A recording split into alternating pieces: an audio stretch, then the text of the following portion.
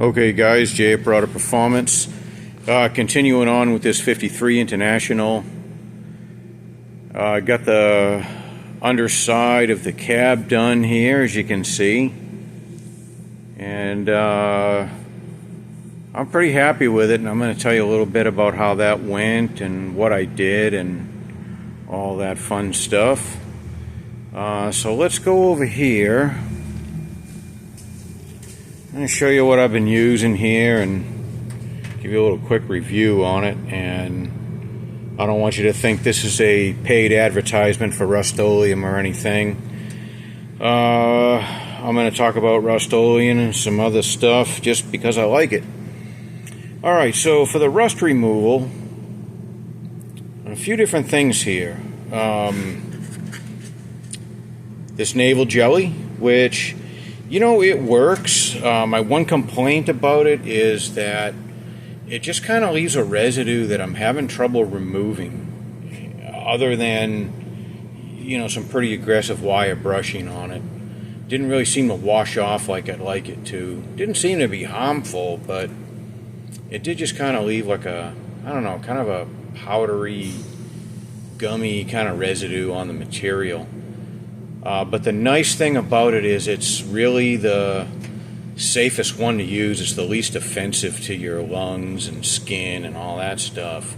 Like this here, and we talked about this in the last video, this is phosphoric acid is what it is. And I put it in a spray bottle like this and I spray it on, which works real well, but you know, Captain Obvious here, it's acid, you're kind of misting it into the air, and you just got to be careful. Wear a respirator, gloves, eye protection, that sort of thing, because not something you want to get in your eye. And that stuff works pretty well, and I'd say the undercarriage of that, I probably did, I think, 3 or 4 applications of phosphoric acid, and it did a good job of dissolving the rust. So I like that. Stuff's pretty cheap and easy to apply and easy to wash off with soap and water. Now, if you get some real heavy rust, muriatic acid, man, this stuff works. Same stuff you use in your swimming pool and concrete cleaning and things like that. You know, again, a local hardware store item, pretty inexpensive. But again, definitely with this stuff, I know you guys are tough, but wear a respirator if you're going to spray it, and watch your eyes. And if this stuff splashes on your skin, it can burn a little bit, you know. Just be careful with it, you know, and save it for a really heavily rusted area. But it works really well and it works really fast. So good stuff there. Now for the primer, you know, nowadays, and you know, in internet advertising and all these mail order companies popping up, and there has been so many different products for painting undercarriages and painting over rust and that sort of thing. And you know, I hadn't used it in a long time, and I've used this quite a bit in the past, but this here, this good old-fashioned fish oil Rustoleum rusty metal primer. It's been around forever, and so's my can. You can see how rusty the can is. I probably need to prime my can with the rusty metal primer. It's so old, but and it's almost out. This stuff, man, it's cheap. It's like $17 a quart, which by today's standards is practically free, especially in the paint world. I know there's a lot more high-end and expensive stuff, but it just works. I did not do a great job of cleaning the underside of that truck. I'll be honest with you. I just went over a lot of crap with this, and it covered real well. I did it with a brush. I threw the brush away after. It just covered well, and this stuff sticks to anything. I painted over a couple of pieces of rubber, and it stuck to the rubber. I mean, it's just, I mean, the stuff's unbelievable. You want something that bonds to junk, this is it. You know, some of these high-end paints, I mean, yeah, they want to, you know, they just want to be treated high-end, you know. They want really great prep done and everything. This stuff, my God, I painted over some crap, and I was, you know, I let it dry overnight, and I was scratching around on it, and the stuff's just bonded, you know. Like I said, I really didn't do a great job of prepping the inside of the truck. I don't really care about the underneath that much. You know, this is a driver. I'm not going to jack this up at a car show and have mirrors underneath it. And if anything flakes or chips later, I don't care. I got a lift. I'll just touch it up. You know, it's not a big deal. So I, you know, primarily just brush this stuff over everything. Again, covered really well, stuck to everything, myself included. And then spots I couldn't get to with the brush, I use this spray, you know, I use the spray can version, and that's good stuff too.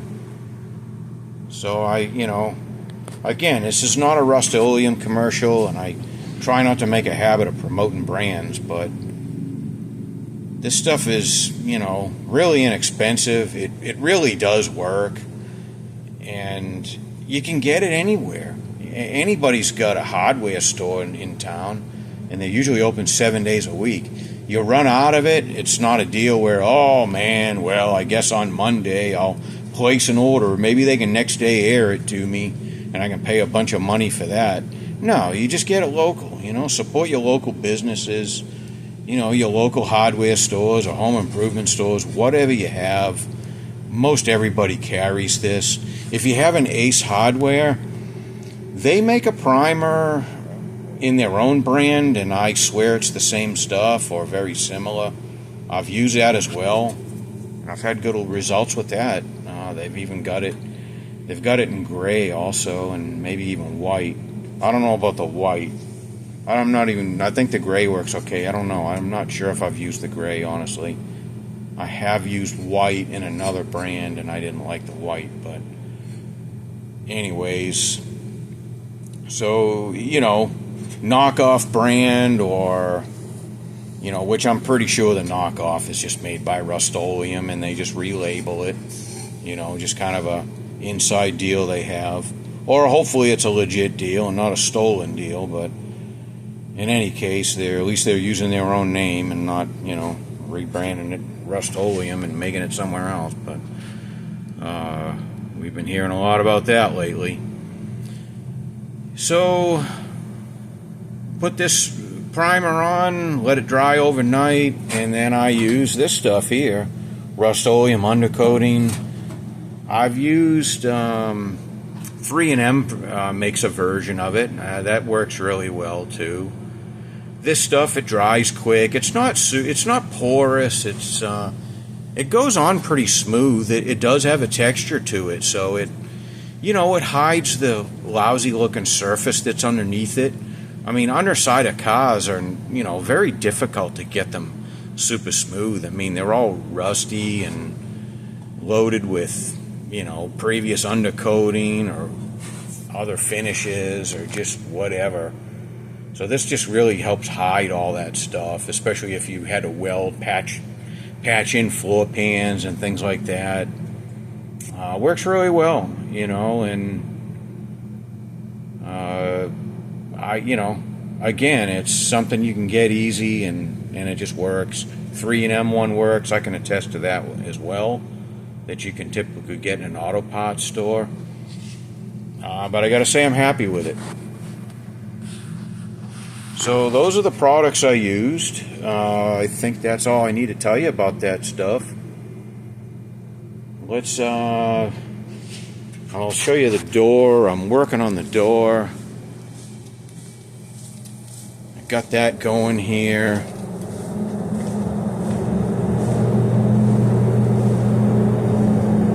So I just got the back side done. I haven't done the front side yet, but hell of a lot better looking than it was.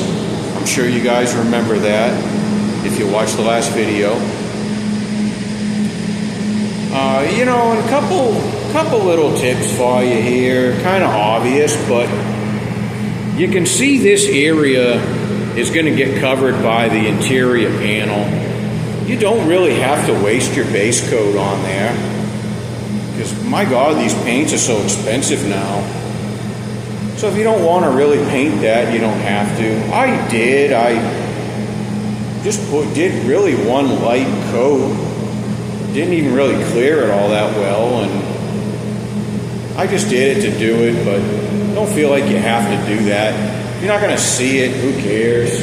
You're going to cover that with a panel, so if you're trying to save on paint, this stuff's like the price of liquid gold now. So anyways, that's the door, and I'm pretty happy with that. We'll see how the other side turns out. I've got that in primer on the other side, ready to do the final sanding and, you know, put the base coat clear coat on it. Very little fill. There's no fill in the back because I don't care, but very little fill on the other side. Very little. There's just some spots you just can't really get in there with the hammer and dolly too well, and I'm honestly not all that good with the hammer and dolly, so I've got to use a little fill, but very little, so we'll talk about that later. Just kind of another little tip for you. Again, it may seem kind of obvious, but depending on what you're using for a base coat, the base coat I use is, it doesn't take a catalyst. It's just reducer and the base coat. So I have a can here that I just labeled ready to spray, Teos Turquoise. That's the name of the paint or the color. And what happens is, again, because these paints are so expensive, you try to just barely mix what you're going to use, and then half the time you're 95% done spraying it, and you're like, geez, I need a little more paint, and then you got to go mix up a little bit more, and you don't want to throw any of this away. So I just mix up extra, and I just dump it back in there after, because this is it's a non-catalyzed base coat, so this stuff will keep. So just a little tip for you, it just saves you a little aggravation, so you don't run out or get to the end and really spraying it on too thin, and because you're running out and you don't want to mix more or whatever, So yeah, if it's non-catalyzed, you can do that. So just a little tip for you there. So not a lot to show you. Next steps on this are going to be, I'm going to make that body dolly like I talked about. I've got my wheels here. I'm going to start on that next, and then I'm going to put this cab on it, and the cab then I can take into the spray booth and finish the rest of it. I just wanted to get the underside done because that was going to be, obviously, something needs to sit on the dolly, so, and the underside we don't care about too much. If we scratch it up or whatever, all that good stuff, it doesn't matter. That's undercoating stuff is real easy to touch up. In this Rustoleum undercoating too, they say you can actually spray it over bare metal or even lightly rusted metal, so you could almost not do the primer if you don't want to. I did the primer, but they do say that, and they do say you can actually paint on top of this stuff if you wanted to. I'm not really sure why you would paint over it, but it will accept a finish. So that's kind of nice. I mean, that means it will accept itself as a finish, so when you want to touch it up later and things like that, it's easy to do. So just a tidbit there. But so anyways, yeah, so next steps, I'm going to make the body dolly, start working on that, and then I'm going to start boxing in this frame. Again, I still haven't made a decision on what I'm going to do for a front end. I might try the Crown Vic thing, but in the meantime, until I have money saved up for that and get a little bit closer, I'm going to just start boxing the frame and start getting the frame prepped and ready. Because I think, you know, we kind of talk about not finishing these projects and, you know, kind of losing interest in them, or, you know, money, time, whatever, all these things. I know for me, when the cab is painted and back on the frame, and then I get the doors on it, and then you can start putting your dash together and, you know, put some windows in it. Now it's starting to look like a vehicle again. That's really the turning point where I'm going to start to think to myself, yeah, this is going to get done and all that good stuff. And, you know, that's what will keep me motivated. Because, you know, you get to know yourself pretty good over time. And, you know, by the time I paint the cab and do some work on this frame and working on frames, it's just grunt work, you know, welding, grinding, and wire brushing, and just painting over this ugly stuff. It's, you know, it's kind of tough work, nasty work. And as you get older, you know, crouching down on your knees and things and working on this stuff, it gets a little bit more difficult. So by the time I finish the frame, is my point, I can go ahead and drop the body on, then I'll get re-energized. You know, once I see the body on here painted, I'll be re-energized to move forward, and then I'll kind of forget about the pain and the aggravation that the frame caused me. You know, it's always kind of my least favorite is the frame, but very rewarding when you know, because this is your foundation. So, you know, to take something this ugly, and this is really a nice frame by, you know, when you consider how old this vehicle is. But so anyways, that's the game plan. So that's probably what I'll show you next is me working on this. You know, you'll get to see my makeshift body dolly, and I'll get this in the spray booth and start getting that in primer. That's gonna, you know, that's gonna lift spirits too, seeing this in primer. You know, when you look at it in this stage, and it's pretty ugly, you know, a lot of multi-colors and things, and even though it is in really good shape, I really don't have any patchwork to do. There was some done on the floors that already, so this was like a spotlight or something that was on it at some point, but I'm gonna remove this and weld this up. I'm not gonna use that, so that'll be probably the only welding and any real fabrication, and not that that's a big deal, but that's going to be the only welding on this, I believe.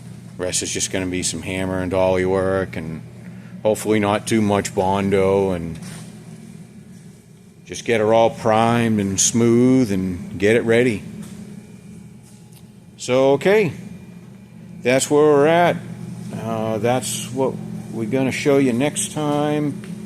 And man, just even, this really needs another coat, but I'm not going to bother. I ran out, so, and I could go to the hardware store and get some like I told you, but I'm too lazy to even do that.